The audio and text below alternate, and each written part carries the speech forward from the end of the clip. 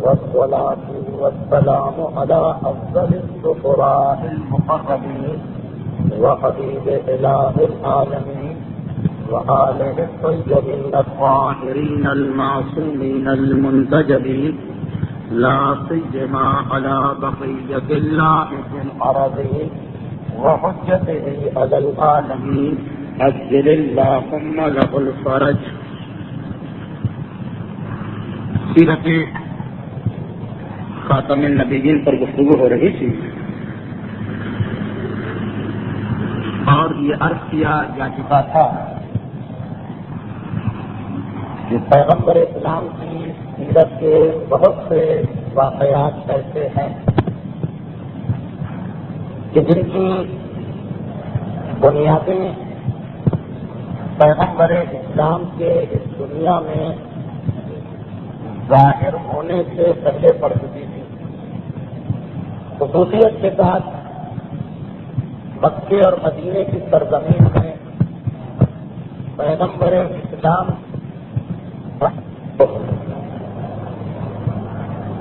مکے کی سرزمین میں خاندان بنو امیہ اور مدینے کی سرزمین میں یہودیوں کا گروہ. یہ دو گروہ ایسے تھے کہ جن کی مخالفت اور دشمنی کا سلسلہ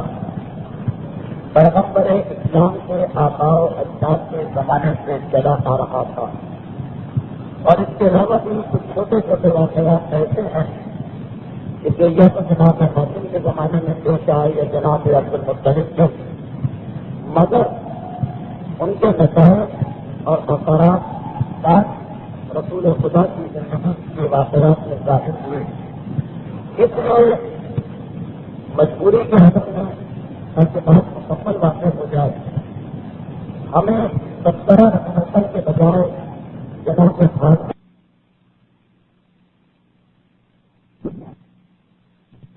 سے گفتگو شروع کرنا پڑی تھی. اور ہم مگر جو سیرت رسول کے سلسلے کی تیسری گفتگو ہے، مگر اس کے باوجود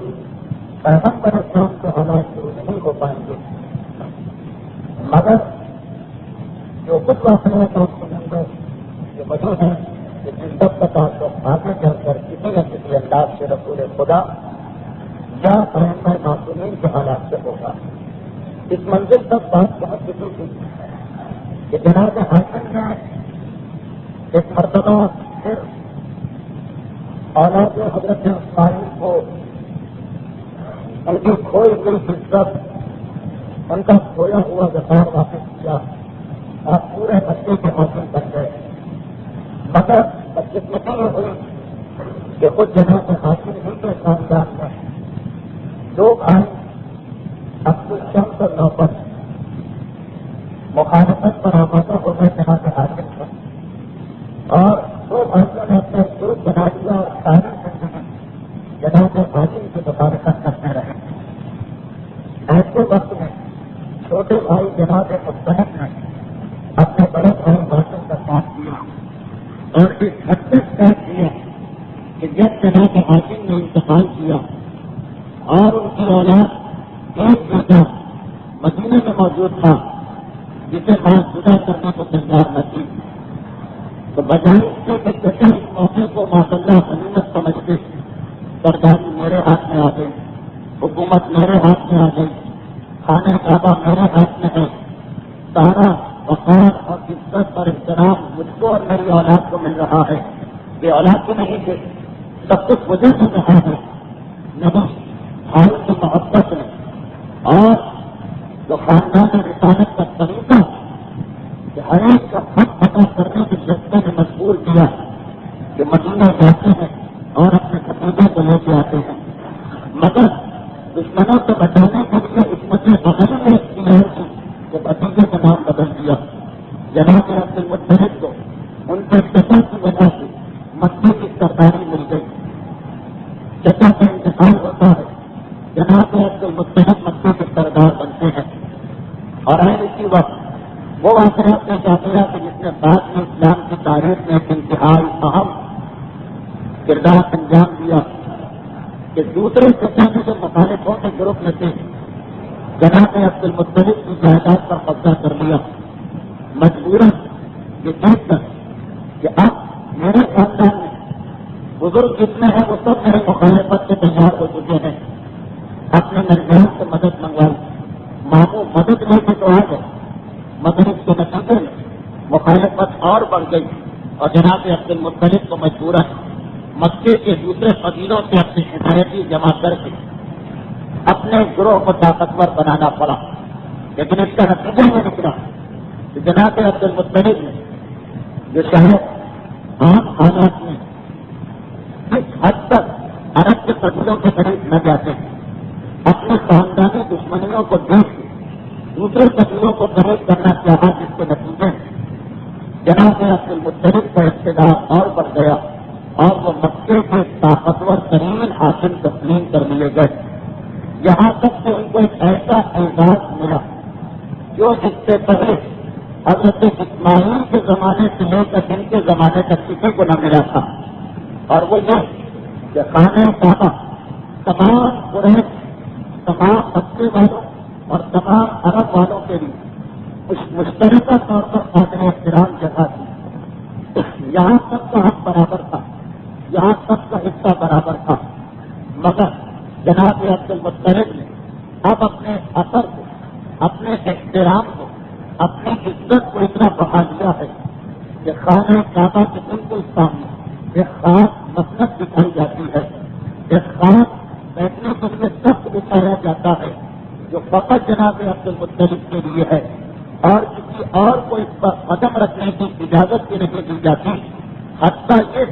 کہ اگر حضرت عبد المطلب کی اولاد میں سے کوئی بیٹھنا چاہے تو عرب برداشت نہیں کر پاتے، حتیٰ یہ کہ اگر بچوں میں سے کوئی بیٹھنا چاہے تو اسے بھی قدم نہیں رکھنے دیا جاتا۔ اسی لیے آگے ایک واقعہ آئے گا تو یہ 3 ہفتوں کے بعد کہ جب پیغمبر اسلام اپنے بچپنے میں ایک مرتبہ اپنے دادا کے ساتھ آئے اور اس مسند پر چل کے بیٹھے تو فوراً عرب والوں نے روکا کہ یہ ناممکن ہے، عبد المطلب کے برابر ان کا بیٹا ہو یا پوتا ہو یا کوئی چھوٹا بچہ ہو وہ بھی نہیں بیٹھ سکتا، اور پھر جناب عبد المطلب نے سب کو روکا اور منع کیا اور کہا کہ یہ مجھ سے زیادہ اس مقام کا حقدار ہے، واقعہ تفصیل کے بعد میں آئے گا۔ تو اب جناب عبد المطلب مکے کے ماحول جہاں اتنے مخالف قبیلے جمع، اتنا بڑا اعزاز ملنا اور اتنا عزت اور احترام کے ساتھ قریش کو ان کے سامنے جھک جانا، یہ عبد المطلب کی شخصیت کی عظمت کو بتانے کے لیے کافی ہے۔ اسی دور جناب عبد المطلب کو ایک وہ بشارت بھی ملی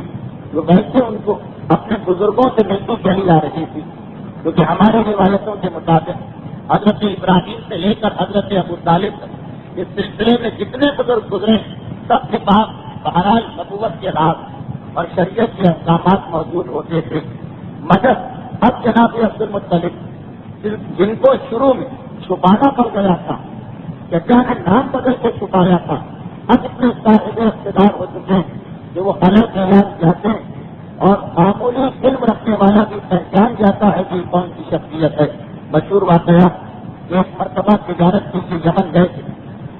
گزر رہے تھے راستے ایک انتہائی ضعیف آدمی جس کی عمر 200-250 سال سے زیادہ تھی، چلا نہیں جا رہا تھا، راستہ روک کے کھڑا ہو گیا اور کہا کہ اے شیخ، کیا تو مجھے اس بات کی اجازت دے گا کہ میں تیرے جسم کے کچھ حصوں کو غور سے دیکھوں اور ہاتھ لگا کر چھو کر دیکھوں؟ حضرت عبد المطلب نے منع کر دیا کہ یہ کیسے ممکن ہے، کہا کہ فقط ناک کے نتنے دیکھنے کی اجازت دے دی۔ حضرت عبد المطلب نے اس کی بزرگی کا بیان کیا اور کہا اچھا اگر تیرے خالق ہے تو اسی طرح سے کری۔ اس نے فقط حضرت عبد المطلب کے ناک کے 2 نتنے دیکھے اور کہا کہ میں دیکھ رہا ہوں کہ نبوت اور حکومت دونوں تیرے خاندان میں جمع ہو چکے، مگر اس میں بنی زہرہ کا بھی حصہ، بنی زہرہ قریش کی طرح سے عرب کا ایک اور خاندان تھا، اس کے اندر بنی زہرہ کا بھی حصہ ہوگا۔ جناب عبد المطلب اس بات کو سنا، یہ وہی پیغام ان کو ملا جو ان کے بزرگوں سے ان تک پہنچا تھا کہ تمہاری نسل اور اولاد نبوت کے ہونے والی اور امامت کی صورت میں کائنات کی حکومت میں قائم ہونے والی، چنانچہ باقی جناب عبد المطلب اپنا نکاح خاندانی بنی زہرہ میں کیا، یہ جملہ اس آدمی نے بتایا، مگر جناب عبد المطلب بنی زہرہ میں نکاح تو کر لیا، لیکن اس جملے کا مطلب کچھ اور تھا جو آج کی تقریر کے اختتام میں آپ کے سامنے آئے گا۔ تاریخ کہتی ہے اسی دور میں، اسی زمانے میں جناب عبد المطلب کے خاندان کا اس خاندان سے پھر ٹکراؤ ہو گیا کہ جن سے مسلسل سے دو خاندان ٹکرا رہے، اور وہ جناب عبد المطلب کا ایک جھگڑا تھا جو حرب سے ہوا۔ یہ حرب کون ہے؟ ذرا توجہ سے سنیں کیونکہ رشتے بہت زیادہ پیچیدہ ہوتے جا رہے ہیں۔ جناب عاصم کے جڑواں بھائی کے عبد الشمس، تلوار کے ذریعے دونوں بھائیوں کو پیدائش کے بعد طلب کیا گیا، خون بہا، اور عرب کے دانشمند لوگوں نے کہا کہ ہمیشہ تلوار چلے گی۔ عبد الشمس کے بیٹے تھے امیہ، جن کے خاندان کا نام خاندان بنو امیہ پڑا۔ انہوں نے جب جناب عاصم کی عزت دیکھی کہ وہ حاجیوں پر اتنا خرچہ کر رہے ہیں، اس انداز سے پانی مہیا کر رہے ہیں، تو ان کے دل میں خیال پیدا ہوا کہ میں بھی ان کے خاندان کا ہوں، ان کا سگا چچاگار بھائی ہوں، چنانچہ مجھے عزت مجھے تو ملنا چاہیے۔ اس زمانے میں طریقہ تھا کہ اگر کوئی آدمی اپنے آپ کو دوسرے کے برابر سمجھے تو عرب میں کچھ اس قسم کے لوگ تھے جن کو کاہن کہتے تھے، یہ دونوں دعوے دار وہاں جاتے اور وہ فیصلہ کرتا تھا کہ یہ دونوں برابری کے حقدار ہیں یا نہیں۔ امیہ نے یہ دعویٰ کر دیا کہ آخر تم لوگ اے مکے والوں، اے عرب والوں، تم لوگ میرے بھائی کی عزت زیادہ کیوں کر رہے ہیں اور مجھے اس کے مقابلے میں کم کیوں سمجھ رہے ہیں، جب ماں خاندان ایک ایک کو خبر کے ہے۔ پہلے تو یہ دعویٰ مذاق کی حد تک رہا، مگر جب بار بار اس کو دوہرایا جانے لگا، یہاں تک کہ ایک دن امیہ جا کر عاصم سے لڑے کہ میں آپ کے برابر اور کسی سے بھی فیصلہ کرا لوں، تو جناب عاصم نے ایک مرتبہ کہا کہ ایک شرط سے یہ فیصلہ ہوگا کہ اگر ان لوگوں نے جن کی عدالت میں یہ فیصلے ہوتے ہیں تمہارے حق میں فیصلہ کیا تو میں تمہیں 100 خون دوں گا، اور اگر میرے حق میں فیصلہ دیا تو تمہیں 10 سال تک مکہ چھوڑ کے باہر رہنا پڑے گا۔ امیہ تیار ہو گئے، اور جب سے مقدمہ گیا کاہنوں کی عدالت میں ایک مرتبہ وہ کاہن حیران ہو گئے، امیہ تمہیں کیا ہوا؟ کہاں تم اور کہاں عاصم جیسا جمیل القدر سردار، کوئی تعلق بھی نہیں ہے، کوئی نسبت بھی نہیں، اور اس انداز سے مقدمے کو خارج کیا کہ امیہ کو 10 سال تک مکہ چھوڑ دینا پڑا۔ اب اس خاندان کے دلوں میں یہ غم تو ہے۔ امیہ کا بیٹا ہے عرب۔ یہ عرب کون ہے؟ یہ عرب جناب عبد المطلب کے زمانے میں ہے، ان کے رشتے کے بھائی ہیں، انہیں عرب کے بیٹے ہیں ابو سفیان، اور یہ ابو سفیان وہ کہ جو امیر شام کے امیر معاویہ کے باپ اور یزید کے دادا، اب خاندانی رشتے یہاں تک آ کر پہنچ گئے۔ یہ عرب امیہ مکے سے باہر چلے گا 10 سال کے لیے، وہیں انہوں نے انتقال کیا اور ان کا بیٹا مکے میں ہے۔ حضرت عبد المطلب سارے مکے کے سردار بن گئے۔ ان کی اور عرب کی بڑی دوستی تھی کیونکہ جناب عبد المطلب نے مکمل اقتدار حاصل ہوتے ہی پہلی کوشش یہ کی کہ خاندانی اختلافات دور ہو جائیں۔ عرب سے انتہائی دوستی، انتہائی محبت، ان کی خدمت کرنا، ان کو اپنے ساتھ لے کے سفر میں جانا، پوری کوشش کر رہے ہیں عبد المطلب۔ مگر ایک ایسا واقعہ پیش آیا کہ عبد المطلب اور عرب میں بھی جھگڑا ہوا، اور جھگڑا اتنا بڑا کہ اسی عرب کا بیٹا ابو سفیان کھل کر خاندان عبد المطلب اور خاندان رسالت کے مقابلے پہ آیا، اور مسئلہ یہ تھا کہ حضرت عبد المطلب کے مکان کے بالکل برابر ایک یہودی کا مکان تھا جو انتہائی مالدار آدمی تھا، صاحب دولت تھا، یہودی تھا، مگر مکے میں انتہائی امن اور چین کے ساتھ زندگی گزار رہا تھا۔ عرب کو کھٹکتا تھا کہ ایک یہودی پردیسی، نہ اس کا خاندان، نہ اس کا کوئی رشتے دار،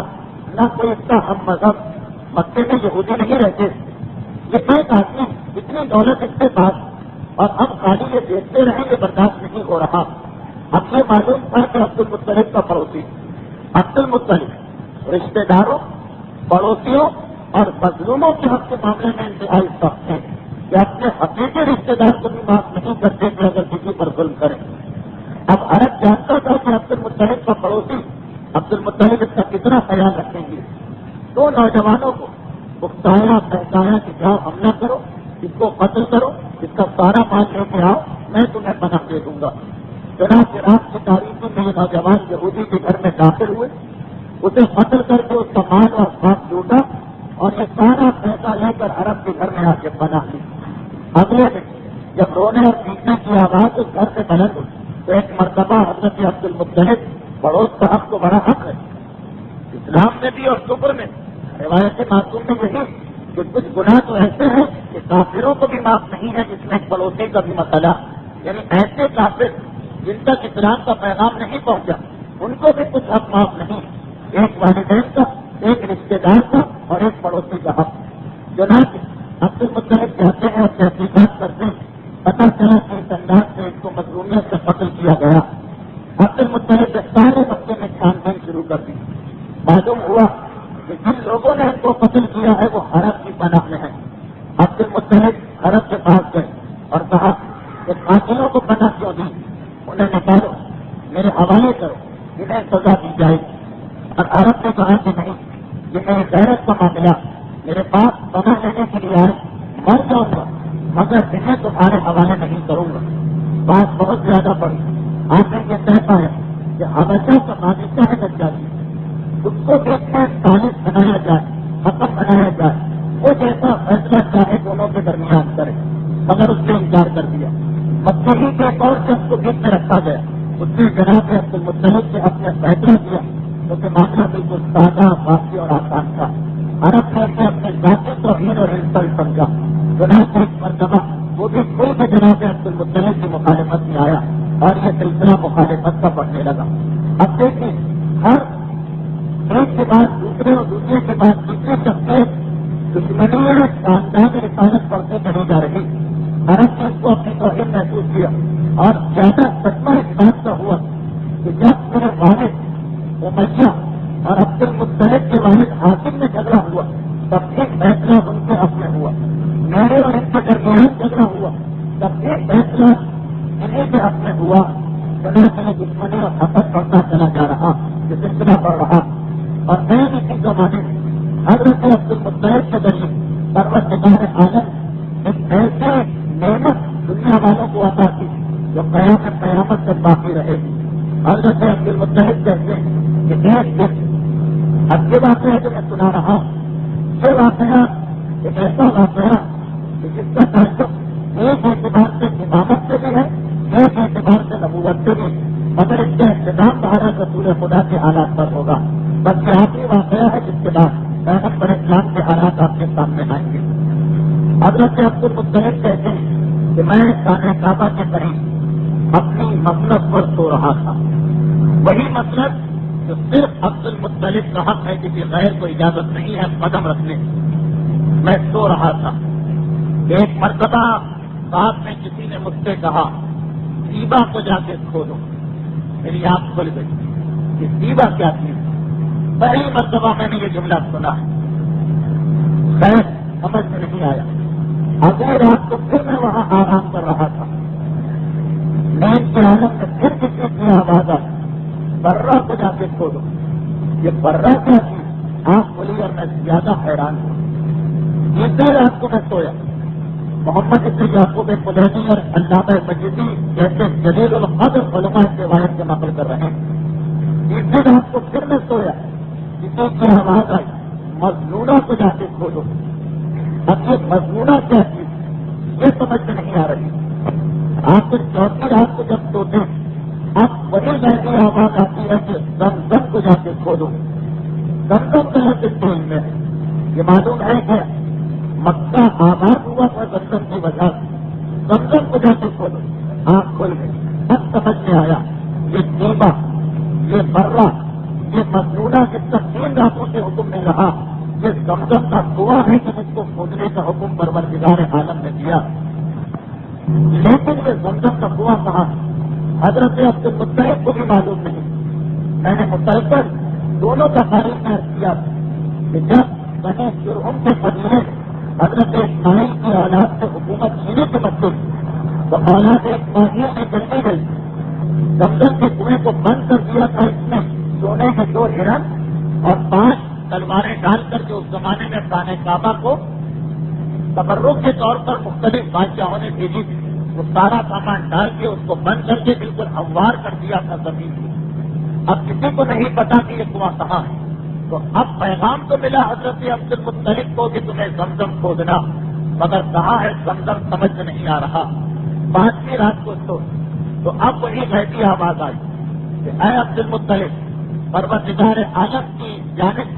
تمہیں یہ سعادت ملنے والی کہ تم زمزم کا وہ کنواں کھودو جو قیامت تک اللہ کے مہمانوں کو سیراب کرتا رہے گا،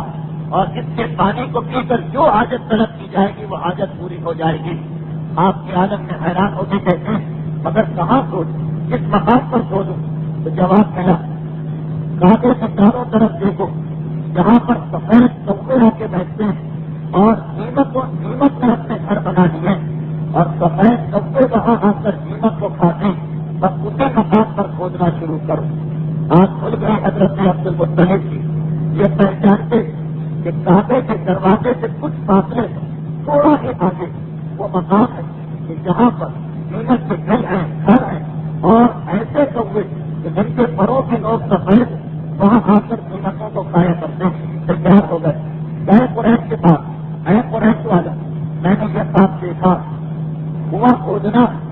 سالوں سے بند پڑا، پتا نہیں کتنا نیچے ہوگا کنواں،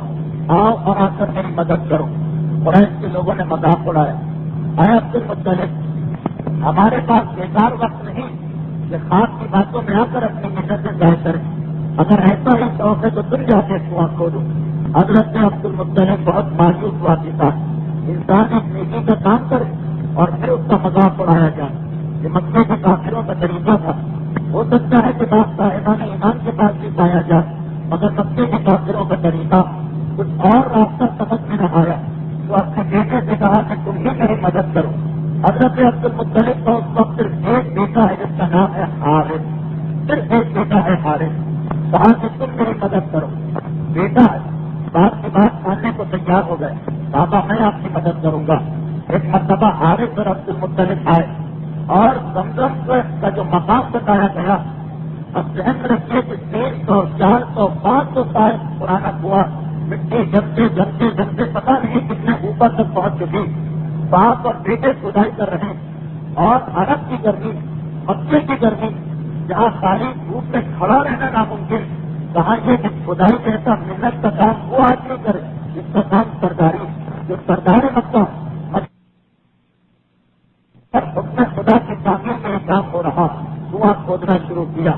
یہاں تک کہ کنواں کھودتے کھودتے باپ اور بیٹے دونوں تھک گئے. باپ کو زیادہ فکر ہو رہی اس اعتبار سے کہ بہرحال بیٹا جوان ہے اور باپ بوڑھے تو نہیں مگر جوانی کی عمر کے اختتام پر یہی وہ موقع تھا کہ جب اپنی کمزوری کو دیکھا، اپنے خاندان کی قلت کو دیکھا. خاندان بہت بڑا مگر 2 بھائی باقی ہو کر الگ ہو چکے ہیں. چنانچہ خاندان کی قلت کو دیکھا. ایک مرتبہ کام روکا، کعبے کے دروازے پہ آئے، کعبے کے پردے کو پکڑ کے کہا خدا بندہ، آج میں اتنا کمزور و لاچار ہوں کہ صرف ایک بیٹا ہے جس سے مجھے کام لینا پڑ رہا. اگر تم نے کبھی مجھے بیٹوں کی نعمت عطا کی اور میرے 10 بیٹے ہو گئے تو ایک بیٹا میری راہ میں قربان کر دوں گا. یہ وہ موقع اور مقام تھا جہاں حضرت عبد المطلب نے یہ منت پانی کی نظر کی. واقف آئے اور اپنا کام شروع کیا. کنواں کھود رہے، کنواں کھودتے کھودتے اب محمد بن یعقوب کلینی ہو یا علامہ مجلسی ہو یا تمام مسلمان علماء سب نے یہ لکھا کہ کنواں کھودتے کھودتے زمزم کے مقام تک پہنچ گئے. مگر اس مقام پر ایک روایت سے معصوم کہ جو اس کنویں کی کھدائی کے بارے میں ایک اور بتاتی. ہمارے ساتویں امام مسلم کاظم علیہ السلام کا فرمان، معصوم کا فرمان ہے کہ جب حضرت عبد المطلب کے کنواں کھود رہے تو کنواں کھودتے کھودتے زمزم کے مقام پر پہنچنے سے پہلے جہاں پانی نکلا تھا، ایک مرتبہ کنواں کھودتے کھودتے کچھ گہرائی میں گئے اور مٹی ہٹائی تو اتنی سخت بدبو ہے کہ حارث عبد المطلب کے بیٹے اور ان کے مددگار اس بدبو سے گھبرا کے باہر نکلا. برداشت نہیں ہو رہی ہے بدبو، گھبرا کے باہر نکلا. عبد المطلب کا چاہتے ہیں کہ میں باہر نکلوں مگر کیونکہ عبد المطلب خود ساتھ دیکھ چکے ہیں اس لیے ان کا دل نہیں مان رہا.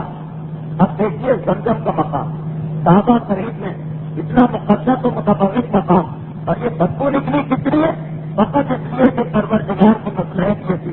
کہ اب جو راز خدا کا راز ہے کہ حارث کو بھی پتہ نہ چلنے کا. امام معصوم کہہ رہے ہیں کہ عبد المطلب نکلنا چاہتے مگر ان کا دل ان کو روک رہا, چنانچہ وہ نہیں نکلے اور 16 اور مٹی کو ہٹایا. اگر اسی طرح بدبو رہتی تو ایک وقت میں انسان حاضر آ ہی جاتا, مگر حارث تو چاہے گا اب 16 اور مٹی کو ہٹایا تو ایسے خوشبو آئی کہ جیسے مکس چاروں طرف پھیل گئی. انتہائی دھیمی دھیمی اور دل پرہیز خوشبو. عبد المطلب انتہائی حسن کے عالم خوشبو کے نام سے پہنچے کہ ایک مرتبہ ذرا کسی نے آرام چاہا, ذرا حسن پیدا ہو, وہی کدار کو رکھا اور اسی مقام پر زمین کے نیچے کنویں کی تہ میں جا کے لیٹ گئے. اب جو لیٹے تو آنکھ لگ گئی, اور آنکھ لگی تو دیکھا کہ پھر بشارت پروردگار مل رہی. اور ایک مرتبہ عاصف غیبی کی جانب غیبی آواز کی جانب سے یہ پیغام ملا کہ اے عبد المطلب اب تم مزید کھودو گے اس کنویں تو تھوڑی دیر کے بعد تمہیں سونا ملے گا, تلواریں ملے گی, زرہ ملے گی. یہ سونا تمہارا مال مگر اسے کعبے میں لگا دینا. تلواریں تمہارے پاس امانت, خبردار کسی کو نہ دینا, بلکہ قبیلہ بنو مخزوم میں شادی کرنا اور پھر جو اس بیوی سے تمہارے یہاں اولاد پیدا ہو یہ تلواریں اس کو دینا. یہ امانت رہے گی تمہارے پاس. ابھی اس بات کی ہے کہ یہ امانت کہاں پہ جائے گی, اور زرہ جو ہے وہ زرہ تمہارا حق. اور اے عبد المطلب یہ جو تمہیں تلواریں ملیں گی یہ 13 تلواریں ہوں گی. یہ خواب میں پورا پیغام ہے, اور جیسا کہ میں نے عرض کیا کہ خواب بھی امام معصوم کی روایت میں ہے, تاریخوں میں نہیں. یہ 13 تلواریں جو ملیں گی تمہیں یہ امانت. اس میں 12 تلواریں ان 12 اماموں کے لیے ہے جو تمہاری اولاد میں ہونے والے ہیں, اور 13ویں تلوار اس آخری نبی کے لیے ہے کہ جو تمہاری اولاد میں ہوگا. اے عبد المطلب ان 13 تلواروں میں اگر ایک تلوار تمہارے پاس سے غائب ہو جائے تو حیران نہ ہونا, اس لیے کہ یہ تلوار آخری زمانے میں ظاہر ہوگی, اور اس وقت جو آخری امام ہوگا یہ اس کا حق ہے تلوار ظاہر ہو کر اس کے پاس پہنچ جائے گی. باقی اماموں ایک امام دوسرے کو تلوار دے گا, مگر 12ویں امام کی تلوار تمہارے پاس سے غائب ہو مکے کی کسی پہاڑ میں پوشیدہ ہوگی, اور جب وہ ظاہر ہوگی تلوار تو وہی تلوار کا ظاہر ہونا آخری امام کے ظاہر ہونے کی ایک نشانی ہوگا. اے عبد المطلب جب یہ تلواریں تمہیں مل جائیں تو انہیں امانت کے طور پہ رکھنا. سونا تمہارا ہے مگر کعبے میں لگا دینا, زرہ تمہاری ہے اس کو اپنے پاس رکھنا. جناب عبد المطلب کی آنکھ کھل گئی, آنکھ کھلتے ہی دیکھا کہ 13 تلواریں میرے پہلو میں پڑی ہوئی. یہ ان کو معلوم تھا کہ جب اس کنویں کو بند کیا گیا سونے کے 2 ہرن اور 5 تلواریں ڈالی گئی, لیکن اب یہ 5 تلواریں 13 تلواریں بن چکی. تاریخ کہتی کہ جناب عبد المطلب یہ 13 تلواریں تو اپنے قبضے میں کی, اپنے لباس پہ رکھی, ان کو پوشیدہ کیا, اور اس کے بعد مزید کنواں کھودنا شروع کیا. ابھی تھوڑا سا کنواں کھودا ہوگا کہ سونے کے 2 سینگ نظر آنے لگے. زیادہ تیزی سے ہاتھ چلایا, سونے کے 2 ہرن حضرت عبد المطلب کی آنکھوں کے سامنے تھے, انہیں اٹھایا تو دونوں کے سینگوں پر ایک عجیب عبارت لکھی ہوئی. یہ سونے کے ہرن حضرت عبد المطلب سے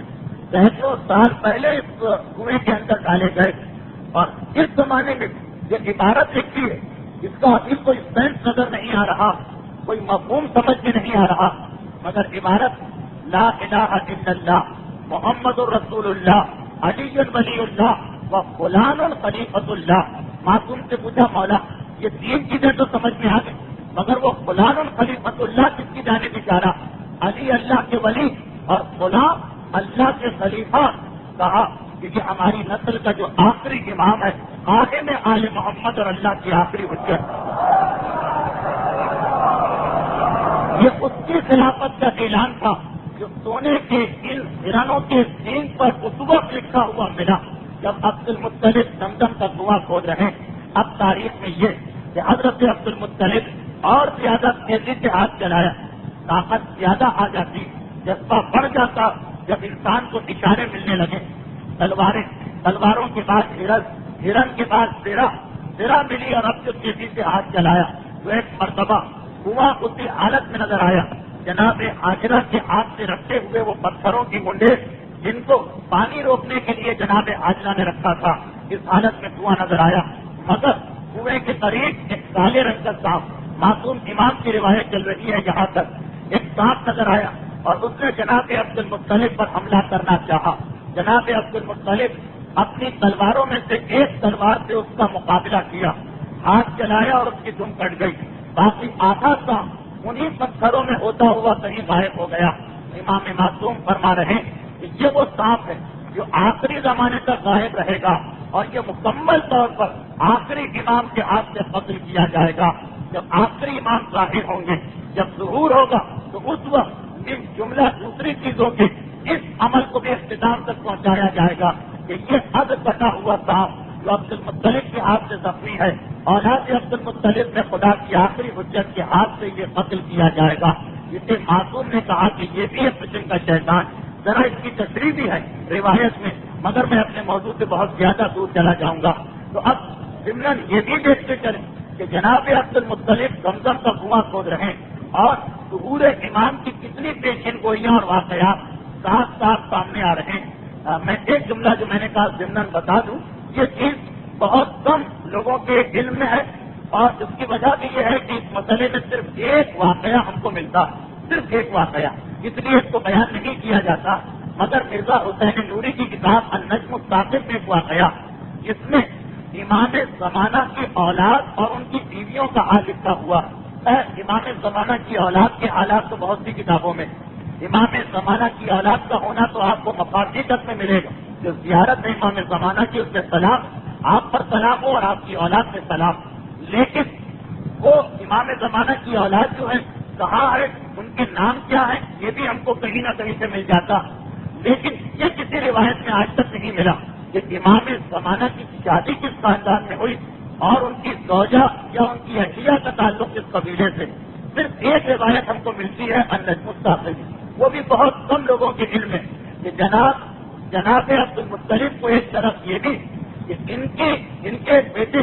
ان کی اولاد سے وہ مقدرہ، وہ پاک اور پاکیزہ خاتون جنہیں امام زمانہ کی زوجیت سے شرف حاصل ہے، یعنی امام زمانہ کی زوجہ کا تعلق حضرت عبد المطلب کی اولاد سے ہے، وہ حضرت عبد المطلب کی ایک رشتے سے پوری قرار پاتی، تو جناب عبد المطلب کی شخصیت کے اعتبار سے انتہائی اہمیت اختیار کرتی کہ ظہور امام زمانہ کے سلسلے کئی علامتیں پیشین گوئیاں، اور یہاں تک کہ یہ رشتہ امام زمانہ کی زوجہ کا جناب عبد المطلب یہ بتا رہا کہ ان کی شخصیت ظہور امام سے انتہائی اہمیت کے ساتھ تعلق رکھتی ہے۔ انشاءاللہ جب کبھی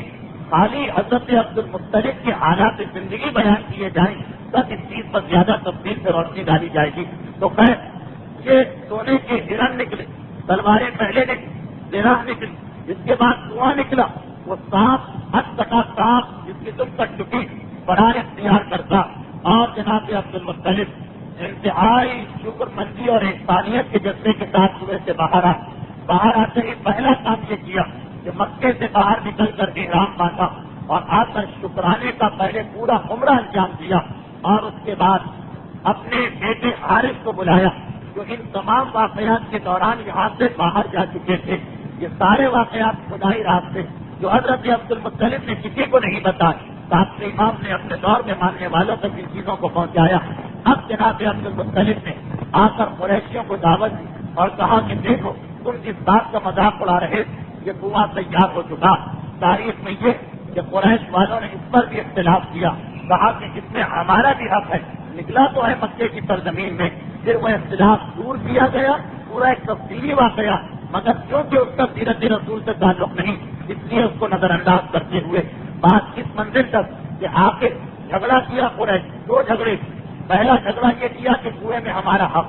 لیکن اس جھگڑے میں وہ ناکام ہو گئے۔ اس کے بعد یہ جھگڑا کیا کہ اچھا اگر کنواں ہم کو نہیں مل رہا تو یہ جو تبرکات ملے، سونے کے ہرن اور تلواریں اور زرہ،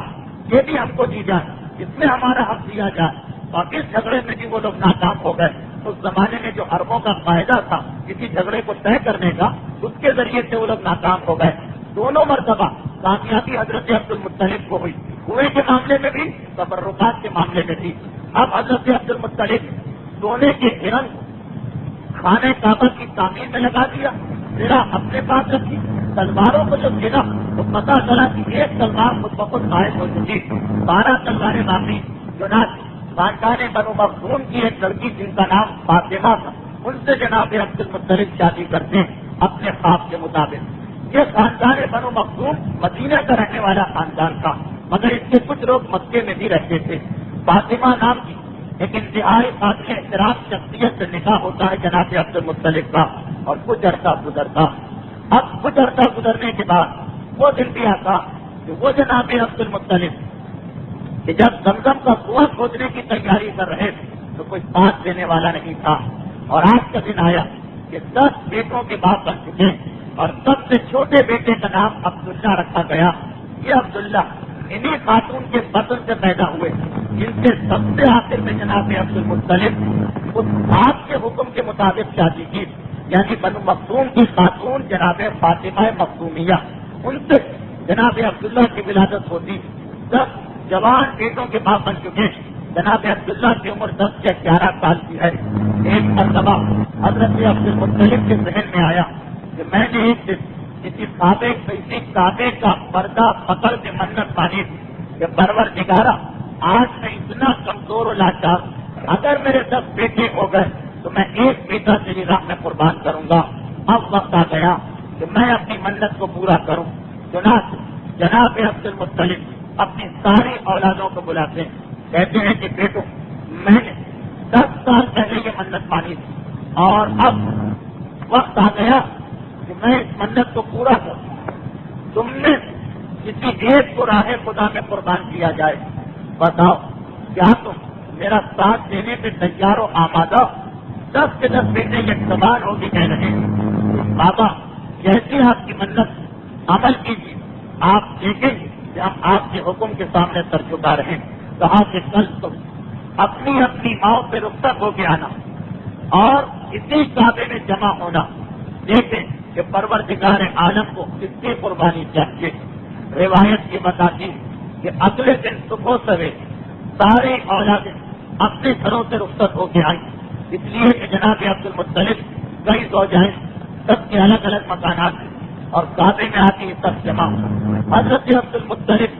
10 بیٹوں کا نام لکھ کے خورا ڈالا. پروردگار عالم جس قربانی کو چاہتا, اور خورا جناب عبداللہ کا نام نکل آیا. جناب عبداللہ کا نام دیکھنا کہ حضرت عبد المطلب ایک مرتبہ آخری نے پلٹ ہاتھ میں خنجر لے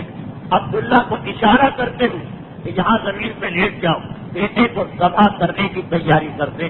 خبر گھر میں پہنچ چکی, ماں بے چین و بے قرار. تاریخ کہہ رہی کہ باقی سارے بھائی کی سب سے زیادہ پریشان, سب پریشان, مگر سب بھائیوں سب سے زیادہ پریشان جناب عبداللہ کے بڑے بھائی جناب ابو طالب, جو بار بار آگے آتے ہیں اور حضرت عبد المطلب کا ہاتھ پکڑ کے کہتے ہیں کہ بابا یہ خنجر میرے گلے پہ چلائیے, میں اپنے بھائی کے بدلے میں قربان ہونے کو تیار ہوں.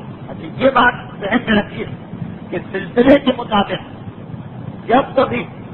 وہ شخصیت پیدا ہوتی کہ جو پیغمبر اسلام کے باپ یا داداؤں میں شمار ہو سکتی, نور رسالت منتقل ہو جایا کرتا. جناب قطعی کے یہاں عبد مناف پیدا ہو, وہی نور جو ساری زندگی قطعی کی پیشانی میں تھا عبد مناف کی پیشانی میں آ گئے. عبد مناف کے یہاں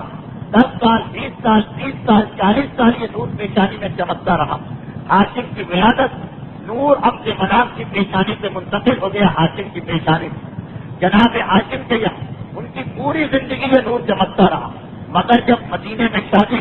اور عبد المطلب کی ولادت ہوئی, اسی ساحت وان کی نور عبد المطلب کی پیشانی میں چمک رہا تھا. جناب عبد المطلب کی پیشانی بچپنے سے بڑھاپے تک نور چمک رہا. 10 بیٹے ہوئے نور چمکتا رہا, مگر جب 10واں بیٹا ہوا تھا اب یہ نور عبد المطلب کی پیشانی میں نہیں اور عبداللہ کی پیشانی میں آ چکا. تو جناب ابو طالب بار بار اپنے آپ کو گراتے کہ بابا میرے بھائی کی پیشانی نور رسالت و نبوت ظاہر ہو رہا, آپ میرے گلے پہ خنجر چلائیے, میں اپنی جان قربان کرنے کو تیار. تو گویا 17 ربیع الاول رسول خدا کی ولادت کے بعد ہی حضرت ابو طالب نے رسول کی حفاظت کا فریضہ انجام نہیں دیا, بلکہ ابو طالب کی خدمتوں کا سلسلہ اس سے پہلے سے جاری ہو چکا، بار بار اپنے آپ کو پیش کر رہے ہیں۔ اور عبد المطلب ان کے لیے بھی یہ کوئی چھوٹا امتحان نہیں، بیٹا، اور وہ بیٹا جو سب سے زیادہ محبوب، اس لیے کہ یہ نور منتقل ہوا اس بیٹے کی پیشانی، سب سے زیادہ محبت اس کے گلے پہ اپنے ہاتھ سے خنجر چلانا، فاطمہ مخدومیہ سے نکاح جو کہ خواب کے مطابق کیا تھا، یعنی خدا کے حکم پر، اس لیے ان کو جو مقام کیا وہ کعبے کے بالکل قریب تھا۔ ماں کے رونے اور بہن کرنے کی آواز بھی عبد المطلب کے کان میں آ رہی، ابو طالب کی بے چینی اور بے قراری، عبداللہ کی ماں کا رونا، خود عبد المطلب کے دل میں عبداللہ کی محبت، لیکن یہ سارے جذبے اپنی جگہ اور حکم خدا کی تعمیر اپنی جگہ، خنجر چلنے والا، اور یہی وہ مقام جہاں رسول خدا بار بار یہ فرماتے تھے، انت سبھی ہے، میں دو سبھی کا بیٹا ہوں، دو ایسی شخصیتوں کا بیٹا ہوں جنہیں راہ خدا میں ذبح کیا جا رہا، حضرت اسماعیل بھی اور حضرت عبداللہ دونوں کا واقعہ کہتا، پیغمبر فخر کے ساتھ کہتے ہیں انت سبھی ہے، میں راہ خدا میں ذبح کیے جانے والوں دو کا بیٹا ہوں۔ یہ حضرت عبداللہ کے گلے میں خنجر چل رہا کہ ایک مرتبہ سارا مکہ جمع ہو چکا، اور جناب فاطمہ عبداللہ کی ماں، عبد المطلب کی زوجہ، سارے بھائی گھر سے نکل کے آ گئے، اور سب آ کے عبد المطلب سے کہہ رہے ہیں کہ آپ یہ کیا غضب کر رہے ہیں، آپ اپنے بڑھاپے کو کیوں صدمہ پہنچا رہے ہیں، آپ عبداللہ کو چھوڑ دیجیے۔ منع کیا حضرت عبد المطلب کہ کیسے میں اس قربانی سے منہ موڑ لوں جب کہ حکم خدا آ چکا۔ آخر یہ طے پایا کہ یہ مسئلہ ایک انتہائی عقل مند عورت سے طے کرایا جائے جو مدینے میں رہا کرتی اور عرب کے ہر عجیب پیچیدہ اور الجھے ہوئے معاملے کو وہ سلجھایا کرتی۔ اتنے دن تک حضرت عبد المطلب تیار ہو گئے کہ ٹھیک ہے تم کہیں سے اس کا کوئی حل لے کے آؤ، مگر جب تک وہ حل ایسا نہ کہ میرا بھی اسے نہ مانے، میں اپنے بیٹے کی قربانی کو ختم نہیں کروں گا، نظر انداز نہیں کروں گا، قید نہیں کروں گا۔ باقاعدہ دوڑ کے جناب عبد المطلب کی سسرال والے مدینے جاتے ہیں، مدینے ان کا اپنا وطن، اور وہاں جا کے اس کاہنہ سے دریافت کرتے ہیں کہ بتاؤ ہم کیا کریں۔ اب وہاں سے جواب آتا، مگر ایسا جواب تھا کہ جس سے جناب عبد المطلب مطمئن نہیں ہوئے، قربانی کرنے کو مکمل طور پہ تیار ہو گئے۔ اب یہ پورا واقعہ جو باقی تفصیلات کے ساتھ وہ مسلسل ایک ہی لڑی میں پرویا ہوا کہ کس طرح یہ قربانی محفوظ ہو گئی، اور پھر کس طرح سے اس کے نتیجے میں حضرت عبداللہ پر فوراً زہر کے ساتھ حملہ کیا گیا۔ یہ دو واقعات کے ساتھ کہ ادھر حکم خدا کے ذریعے قربانی ملتوی ہوئی، مگر حضرت اسماعیل کی طرح ایسا نہیں کہ خطرہ ٹل گئے، ادھر قربانی سے بچ کے گھر میں آئے اور زہر کے ذریعے دوبارہ حملہ ہوا۔ پورا ایک واقعہ ہے تفصیل، اس کو اگر میں بیان کرتا ہوں تو کم سے کم آدھا گھنٹہ اور لگے گا، اتنا وقت آج کی اس تقریر کی حد تک نہیں، چنانچہ اس منزل پہ بات پہنچی۔ انشاءاللہ اس کے بعد جو آئندہ پیر کو ہماری گفتگو ہوگی اس میں یہ واقعہ مکمل ہوگا کہ حضرت عبداللہ کی جان پروردگار عالم نے اس موقع پر کیسے بچائی، اور بعد کا جو حملہ تھا اس وقت کیا ہوا۔ تو جیسا کہ میں نے پہلے ہی ہفتے 20 کی پہلے ہی تقریر میں عرض کر دیا تھا کہ یہ ہمارا سلسلہ 1 گھنٹے کا ہوگا، مگر سیرت رسول خدا سے جو ہم گفتگو کر رہے ہیں تو اس کا ایک بڑا مقصد یہ کہ ہمیں اپنی عام زندگی میں پتہ چلے کہ کس طریقے سے رسول کی سیرت کو مثال راہ بنا کے زندگی گزارنا،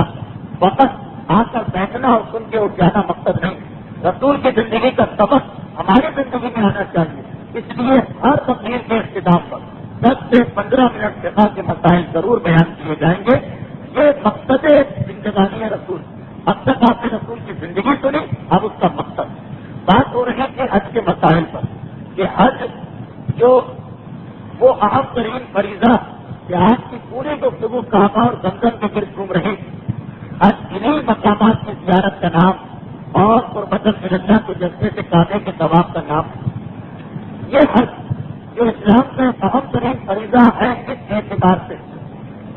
کہ پیغمبر اسلام جیسا رحمت العالمین نے اعلان کر رہا کہ جس پر حج واجب ہو اور نہ جائے، جب قیامت کے دن آئے گا تو میری امت میں نہیں کھڑا ہوگا، یا یہودیوں کے بیچ میں کھڑا ہوگا یا عیسائیوں۔ وہ اہم ترین فریضہ کے امام معصوم فرما دے، اور امام بھی وہ جن کا لقب صادق ہے، یعنی امام جعفر صادق علیہ السلام، واجب ہو جائے اور نہ جائے تو جب مرے گا یہ یہودی مرے گا یا عیسائی مرے گا ہم سے کوئی تعلق نہیں. صادقین کی روایت ایک رسول کے جس کو سارا مطلب صادق و امین کہہ رہا، ایک امام کے جنہیں سارا عالم اسلام صادق کہہ رہا، ان معصومین کا فرمان ہے کہ جن کا لقب بھی صادق ہے.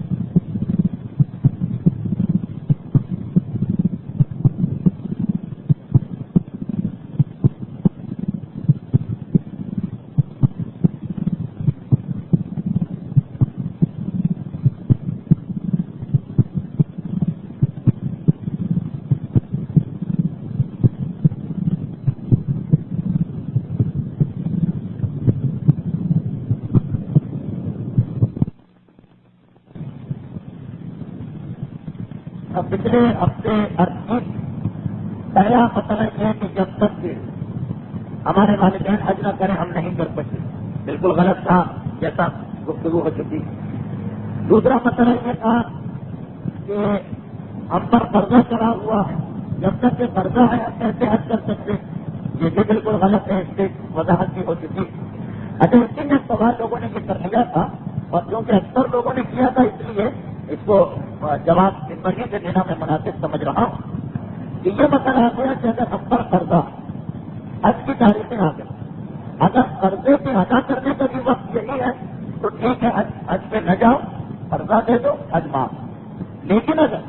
قرضہ ادا کرنے کی تاریخ سے 6 مہینے بعد حج کے پیسے جمع کرنے کی تاریخ ہے ابھی، تو پہلے حج کے پیسے جمع کرنا پڑیں گے کیونکہ قرضہ تو ابھی واجب نہیں ہوا، وہ تو 6 مہینے بعد واجب ہوگا، اور حج تو ابھی واجب.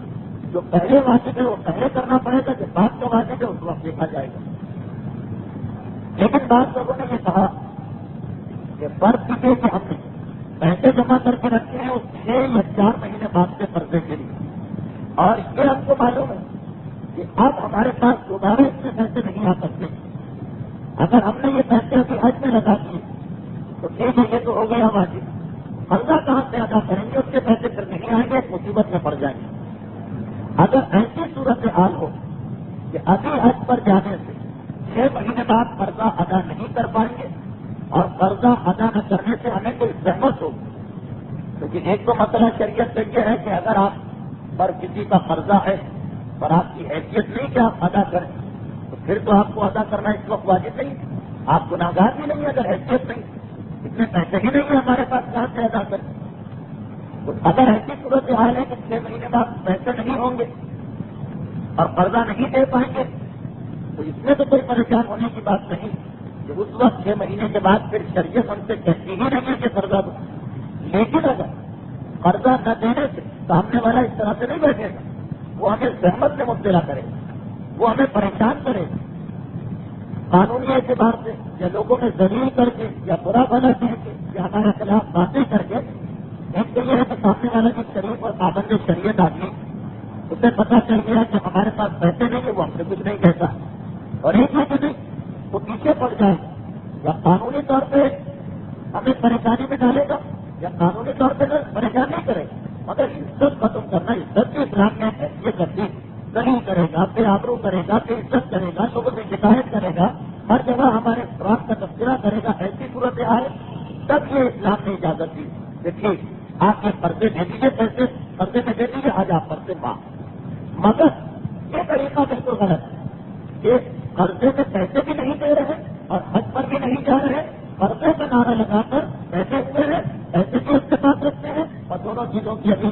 قرضے کا وقت نہیں آیا تو دینا نہیں ہے، حج پہ جانا نہیں ہے، مطلب یہ کہہ کر کے ہم پر قرضہ ہے اپنے آپ کو حج سے معاف سمجھ رہے ہیں، یہ غلط ہے۔ ہاں اگر باپ قرضہ ہے اور باپ میں زحمت ہوگی تو ایک سہولت ہے کہ ٹھیک ہے اس قرضے کے لیے پیسے رکھ لیجیے، حج فی الحال معاف۔ اچھا یہ تو دوسرا مسئلہ، تیسرا مسئلہ یہ تھا کہ بیٹیوں کی شادی نہ ہو تو حج نہیں کر سکتی، یہ بھی بالکل غلط خیال ہے، غالباً بیان ہو چکا، اسلام میں بیٹیاں کوئی بوجھ نہیں ہے کہ شادی نہ ہو تو حج سے نہیں جا سکتے، شادی ہو یا نہ ہو بہرحال حج کے پیسے آ گئے، حج پہ جانا واجب۔ اچھا چوتھی غلط فہمی جو اس کے اندر بہت زیادہ پائی جاتی وہ یہ کہ حج پر جانا واجب،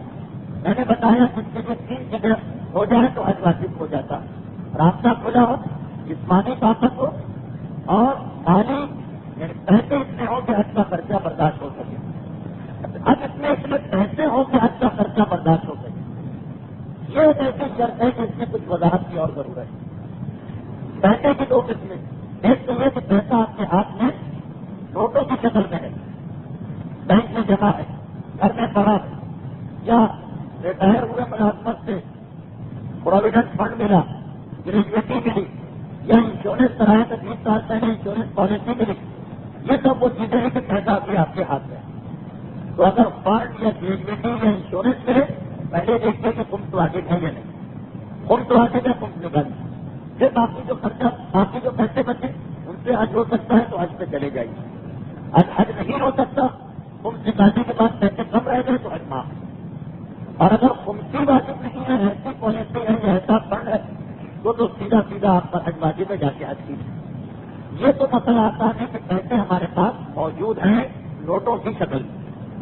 چاہے ابھی گئے ہو یا 2 سال سے جمع ہو یا 10 سال سے جمع ہو، اور ایک وہ مسئلہ ہے کہ ہاتھ میں کچھ نہیں لیکن بہرحال ہمارے پاس وہ پیسے ہیں، ہاتھ میں نہیں ہے، نوٹ کی شکل میں نہیں، اس کو جیسا میں اس طرح کہتے ہیں کہ اگر کسی آدمی کے پاس اپنی حیثیت سے زیادہ کی کوئی چیز تو اس پر واجب ہے کہ اسے دیکھ کر حج پر جائے۔ 2 لفظ سمجھ لیجیے، ایک لفظ ہوتا ہے ضرورت، ایک لفظ ہوتا ہے حیثیت۔ ضرورت مانے جو نیسیسٹی ہے، حیثیت مانے جو اسٹیٹس ہے۔ اسلام یہ نہیں کہتا کہ ضرورت کی چیز سے زیادہ بیچ ہو، بس کسی ایک آدمی کے پاس 400 گز کا مکان ہے، اب ضرورت تو اس کی 130 گز سے بھی پوری ہو جائے گی، ضرورت اسے کہتے پر پر چھپانے کی جگہ ہو، 120 گز یا 80 گز میں بھی پوری ہو جائے گی، مگر اس کا مطلب یہ نہیں کہ 120 گز سے زیادہ جو اس نے رکھا ہے وہ غلط کیا، نہیں، حیثیت دیکھی جاتی ہے، اس کی ضرورت تو 120 گز میں پوری ہو جائے گی، مگر اس کی حیثیت ایسی کہ 200 گز کا 300 گز کا مکان اپنے کام رکھ سکتا ہے۔ ایسے سارے معاشرے میں اس کا مقام کیا ہے، اسٹیٹس کیا ہے، اس جیسی تنخواہ والے اس جیسے لوگوں کے پاس عام طور پر کتنا مکان ہوتا ہے۔ تو اگر کسی آدمی کے پاس اپنی حیثیت سے زیادہ کوئی چیز ہے اسے دیکھیں، اپنی حیثیت کی چیز خریدو اور جو پیسہ جس میں فالتو میں ملا اس سے حج کرو،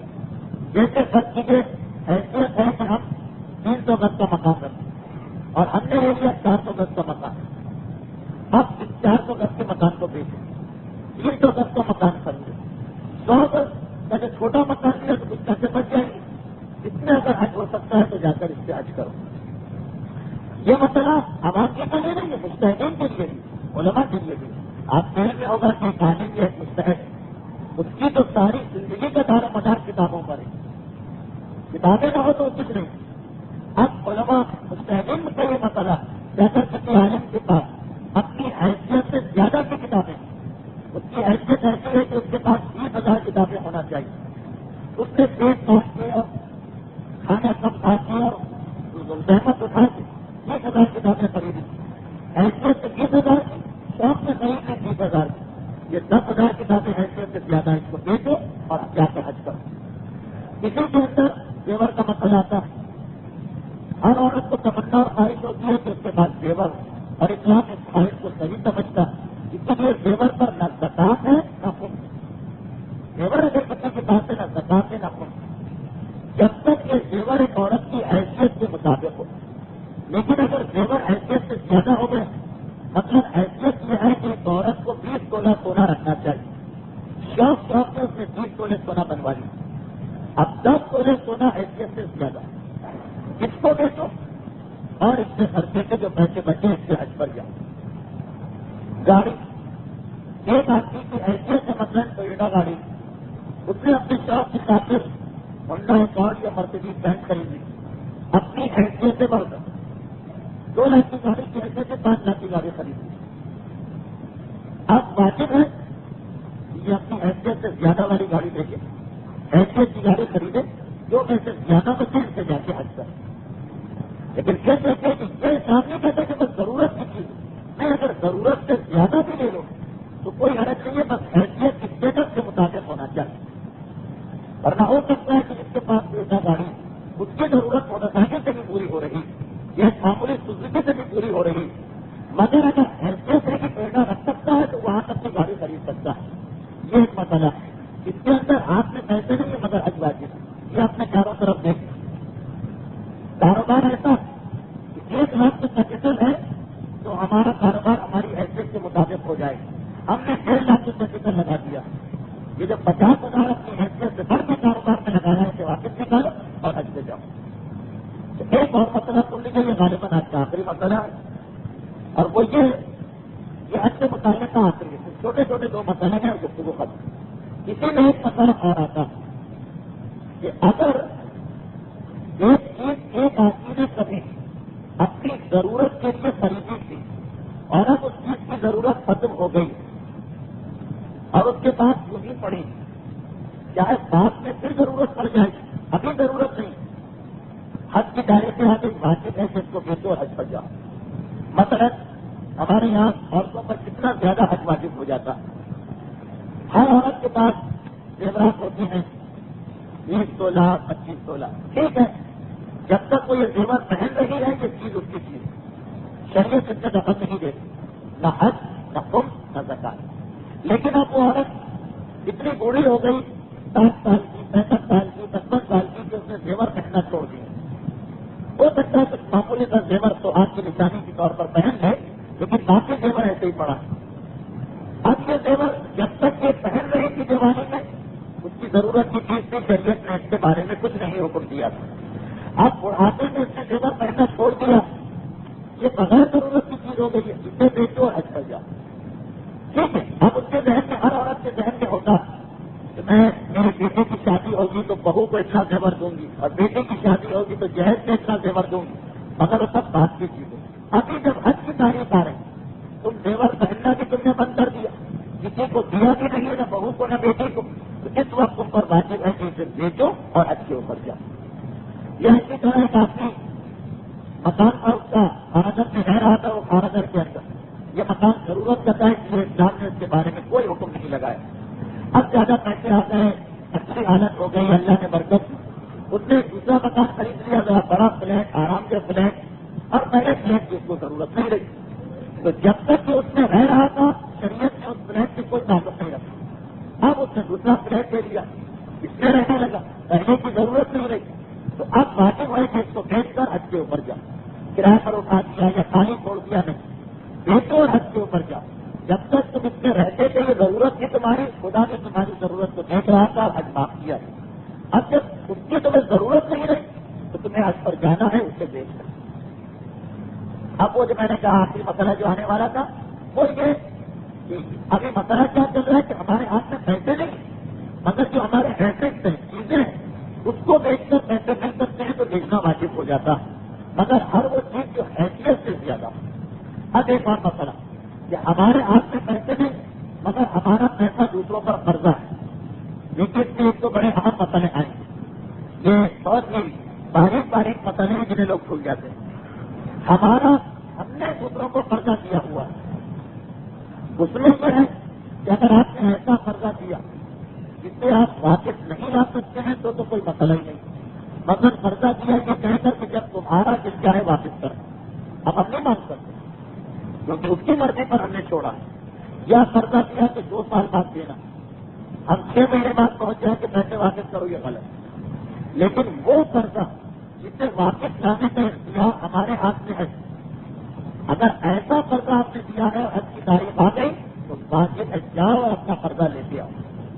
کم سے کم مانگو۔ اب وہ سامنے والا واپس نہ کرے، انکار کر دے، منع کر دے، ٹال مٹول کرے، آج کل کرے، ہمارا گناہ نہیں ہوگا۔ لیکن اگر ہم واپس لا سکتے، کوئی ایسا ایگریمنٹ نہیں ہے، کوئی ایسا معاہدہ نہیں، تو واجب ہے کہ جا کے واپس لائیں۔ ایسے آرام سے گھر میں نہیں بیٹھ سکتے۔ جیسے میں نے مثال یہ قرضہ دیا تھا کسی کو 50,000، اس سے کہا تھا جب تمہارا دل چاہے واپس کرنا، اب حج کی تاریخ آ گئی، ہم اس سے واپس نہیں لا سکتے، پہلے کیا ہوا تھا کہ وہ واپس کرے، یا ابھی ہم نے قرضہ دیا اس کو پچھلے سال طے پایا تھا 2 سال بعد واپس کرنا، حج کی تاریخیں آ گئی آج کل، اب ہم واپس نہیں لا سکتے، 1 سال کے ایگریمنٹ کے مطابق پاتے۔ لیکن ہم نے یہ کہہ کر دیا تھا کہ جب ہمارا دل چاہے ہم واپس مانگیں گے، تمہیں واپس کرنا ہوگا، تو اب حج کی تاریخیں آ گئی اور کہیں کہتے نہیں ہے تو جاؤ اپنا قرضہ لے کے آپ باقی حج ہو جائے۔ اسی میں ایک مسئلہ جو بہت نہیں آتا ہے، ابھی تک تو ایک بالکل ہم کا مسئلہ تھا، اب دیکھیے خاص مسئلہ، جب بھی کوئی عورت نکاح کے وقت ایک مہر مقرر کراتی ہے تو یہ اس کا حق ہے، قرضہ ہے جو اس کے شوہر کو دینا، اور ہمارے یہاں جتنے نکاح ہوتے ہیں سب میں عزت طلب ہوتا ہے اور ڈیمانڈ ہے، وہی مسئلہ جو میں نے کہا عورت کو آ کر جب چاہے مانگ سکتی ہے۔ شاید آپ کے یہاں کا یہ مسئلہ نہ ہو اس لیے کہ آپ کے یہاں کا مہر تو بہت مختصر ہوتا ہے، پہلے تو اتنا ہوتا تھا کہ پتری بھی اس میں نہیں آ سکتی تھی، جس کے اندر نکاح ہو جاتا تھا کہ 400 یا 500 روپئے، ابھی بھی 5,000 ہے، اگر 5,000 بھی بہت مختصر مہر ہے، لیکن ایک اصول میں بتا رہا ہوں کہ کسی اصول میں مہر کا مسئلہ نہیں آتا کہ اگر کسی عورت کا مہر اتنا ہو کہ اس کا حج اس میں ہو سکتا ہے اور حج کی تاریخ آ گئی، اب یہ اس کا قرضہ ہے کہ اس کا شوہر اس کو واپس کرے، اس کے لیے واجب ہے کہ شوہر سے مانگے، شوہر نہ دے تو یہ گناہ گار نہیں ہوگی، لیکن یہ نہ مانگے تو گناہ گار ہوگی۔ اگر اتنے پیسے ہیں مہر کے تو اس سے حج ہو سکتا ہو۔ اچھا، اب اس میں مہر میں جو میں نے کہا کہ اس کو بہت ساری چیزیں یہ ذہن میں رکھیں کہ مہر جو ہے کہ عورت نے قرضہ کیا ہے اپنے شوہر کو، اس کا مطلب کیا ہے؟ اس کا مطلب یہ کہ اگر کسی شوہر اور بیوی میں مہر کی معافی کی بات کبھی نہیں ہوئی اور بیوی کا انتقال ہو گئے تو شوہر پر فوراً واجب ہے کہ یہ مہر بیوی کے وارثوں کو پہنچائے، کیونکہ اگر آپ کسی جگہ قرضہ دیا اور اس کی زندگی میں نہ واپس کیا نہ معاف ہوا تو جیسے ہی وہ انتقال کرے گا واجب ہے جاؤ اور اس کے وارثوں کو یہ پیسے واپس کرو۔ اب اس کی بیوی کا انتقال ہوا، اس کے وارثوں میں کون ہے؟ ایک حصہ تو خود اس کو ملے گا کیونکہ بیوی کے وارث میں شوہر بھی ہوتا ہے، مگر باقی حصہ جائے گا بیوی کی اولاد کو، اس کی بھی اولاد اور بیوی کے والدین۔ مگر آپ دیکھیں کہ اس مسئلے میں کون عمل کرتا ہے؟ انتقال ہو جاتا ہے اور یہ مہر کی چیز تو کسی کے ذہن میں بھی نہیں آتی۔ اچھا، اس کے الٹا بھی یہ مسئلہ چلتا ہے کہ اگر ساری زندگی بات نہیں ہوئی مہر کی اور شوہر کا انتقال ہو گیا تو وہاں سے یہ مسئلہ ہے کہ آپ بیوی کا حق ہے مہر سے، چاہے تو شوہر کے مال میں پہلا مطالبہ کریں کہ پہلے میرا مہر دے، کوئی جائیداد تقسیم نہیں ہوگی، کوئی مکان کسی کو نہیں ملے گا، کچھ نہیں، پہلے بیوی کا مہر دینا۔ مگر جو کہ قرضہ دینے والی کو زندہ ہے تو چاہے وہ معاف کر دے چاہے دے لے، لیکن اگر قرضہ دینے والی ہی مر گئی تو پھر شوہر کس سے معافی مانگے؟ اب تو نہیں معاف کرا سکتا، چنانچہ پھر اس کے لیے واجب ہوگا کہ وارثوں کو دے۔ اگر وارث بھی معاف کرنے کے ہمیں نہیں چاہیے تو دوسری بات، مگر اس پہ کوئی توجہ نہیں دی جاتی۔ اب جو مہر کا مسئلہ ایسا کہ آپ حضرات کے یہاں تو 5,000 کی مہر، مگر باقی ماحول کے اندر خاص طور پر سید گھرانوں میں 50,000، 51,000، 90,000، 1 لاکھ، 1.5 لاکھ، 2 لاکھ، 5 لاکھ تک کے مہر سے نکاح پڑے گئے۔ اب یہ اتنے بڑے بڑے مہر ہیں اس میں تو شاید پورے کراچی کو حج کروا دیا جائے، لیکن اس کے باوجود نہ تصور ہوتا ہے خریدنے میں مہر لینے کا، نہ حج کا تصور ہوتا ہے، یہ گناہ گار۔ اچھا، یہ مسئلہ مہر کا مسئلہ ایسا مسئلہ کہ جب بھی بیان ہوتا ہے بڑا عجیب مسئلہ بن جاتا ہے، یہ کہاں سے پڑھ دیا ہم نے پہلی دفعہ سنا۔ اب آپ حضرات کہتے کہ مسائل سن کے ذرا تھک گئے ہوں گے تو واقعہ سن لیں گے اور گفتگو ختم. آپ ہر مسئلہ لگی کتنے ہی بزرگ اس مسئلے میں ایسے ہیں کہ ان کی تقریر بھی کر چکے ہیں اور ان کی تجارت بھی, اور کتنے ہی نوجوان ایسے کہ جب ان کو پہلی مرتبہ دین کا شعور آیا تھا تو وہ آقا محسن حکیم ہی کی تقریر میں تھے. کتنی عظیم شخصیت ہے بےتاج بادشاہ کی دنیا کی ایمان کی. آقا محسن حکیم کا یہ طریقہ تھا ماشاءاللہ. صاحب اولاد سے اور کثرت سے خدا نے بیٹے دیے اور سب عالم بنے, اور یہ بھی ایک فخر کی بات کہ انتہائی قربانیاں دی ہیں آقا محسن حکیم کی اولاد نے ظالم اور جابر حکومت کے خلاف, اور مسلسل قربانیاں دیے جا رہا ہے خاندان حکیم. 2 سال پہلے عبدالصاحب حکیم کو ظالمانہ طریقے سے پھانسی دی گئی. انہیں کی شادی کا واقعہ لوگوں کے سامنے ہوا کہ آقا محسن حکیم کا طریقہ یہ تھا کہ جب اپنے بیٹے کی شادی کرتے 100 دینار مہر مقرر ہوتا تھا بہو کے لیے. اچھا اس زمانے میں عراق سے حج کا خرچہ 30 دینار ہوتا تھا, پورا 30 دینار, کیونکہ مشکل کے راستے جاتے اور بہت ہی سستا زمانہ تھا, 30 دینار میں حج ہو جاتا تھا. تو جب بھی آقا عبدالصاحب حکیم کا نکاح خاندان دارالعلوم میں ہوا تھا, وہ تو مشہور واقعہ ہوا, نکاح ہوا, اس کے بعد اپنے بیٹے سے مہر دلوایا بہو کو, ایک کا قرضہ ہے اس کو واپس کر دو. حج کی تاریخیں آ گئی, ایک مرتبہ فوراً بہو کو مسئلہ یاد دلایا کہ تمہارے پاس 100 دینار, اس لیے کہ مرضی کے مستحق کے خاندان کی عورت اور نجف کے ماحول کی عورت, جو 100 دینار اس کو ایک سال پہلے ملے تھے وہ اپنے کسی طرح پڑے, ضرورت ساری پوری ہو رہی, شہر تفریح گھومنا پھرنا دنیاوی یہ ہے جو آرام کی چیزیں, یہ تو کوئی سوال ہی نہیں پیدا ہوتا ان خاندان کی خواتین کے لیے. ان کا دین, ان کا جذبہ کسی طرح پڑے, ضرورت ساری پوری ہو رہی, ایسے اسی طرح محفوظ. فوراً مسئلہ یاد دلایا, حد تک زمانہ آ گیا ہے, تمہارے پاس مہر کا پیسہ واقعی میں تمہارے لیے تم حج کے جاؤ. اچھا خیر بہو جائے حج سے, لیکن مستحدوں کے خاندان کی عورت جس نے کبھی گھر سے قدم باہر نہیں نکالا ہوگا, اتنا لمبا سفر اور خوشی کا سفر, کہا کہ تم اکیلے نہیں جا سکتی, تو تم پر حج واجب ہے, اکیلے نہیں جا سکتی ہے, مگر تمہاری اتنی حیثیت ہے کہ اپنے ساتھ ایک مددگار کو لے جا سکتی, تو تم پر مددگار کو لے جانا واجب ہو گیا. ایک آدمی پر حج واجب ہو مگر وہ اکیلے حج نہ کر سکتے, اتنی حیثیت ہے کہ کوئی ساتھی ساتھ لے سکتا ہوں, تو خود بھی حج واجب اور دوسرے کو حج کروانا بھی واجب. تمہارا شوہر نکالے میں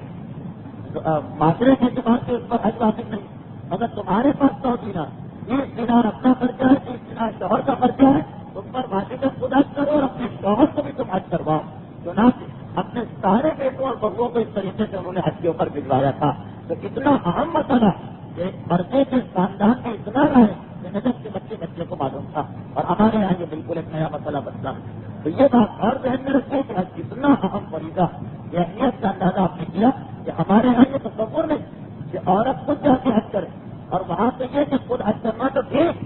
بیوی اپنے شوہر کو حج کروا رہی ہے, جو ہمارے ماحول کے اعتبار سے تو بالکل الٹ بات ہو سکتی ہے. تو یہ ساری گفتگو کا مقصد یہ کہ تہمیت دور ہو, اس کے لیے آخری مسئلہ حج واجب فوری, نماز کی طرح نہیں. جیسے نماز واجب فوری نہیں, 1 بجے واجب ہوتی ہے, زور کی نماز 6 بجے تک آپ پڑھ سکتے ہیں, 1 گھنٹے میں نہیں اگلے گھنٹے میں پڑھیں گے اگلے گھنٹے میں. حج میں ایسا نہیں, 1 سال واجب ہو گیا, اسی سال جانا واجب, 1 سال کی انتظار کیا تو گناہ گار. اور اگر کسی شخص پر حج واجب ہے وہ مر گیا تو اس کے والدوں پر اس کے ماں سے اس کا حج کرانا واجب ہے, مگر اسی سال یہ نہیں ٹھیک ہے حج کرانا ہے, یہ پیسے نکال کے ہم محنت کرتی ہے, مگر 2 سال بعد کرائیں گے, 1 سال بعد کرائیں گے نہیں. خود حج واجب ہو تو فوراً کرو, مرنے والے پر حج واجب ہے اور اس سے پیسہ چھوڑا ہے تو اس کا حج بھی فوراً کرا. اور اس کے ساتھ ہی ہماری یہ گفتگو ختم ہوئی. ایک سورہ فاتحہ کی التماس ہے مرحوم غلام حسین اور تمام مرحوم مومنین و مومنات کی سارے ثواب کے لیے.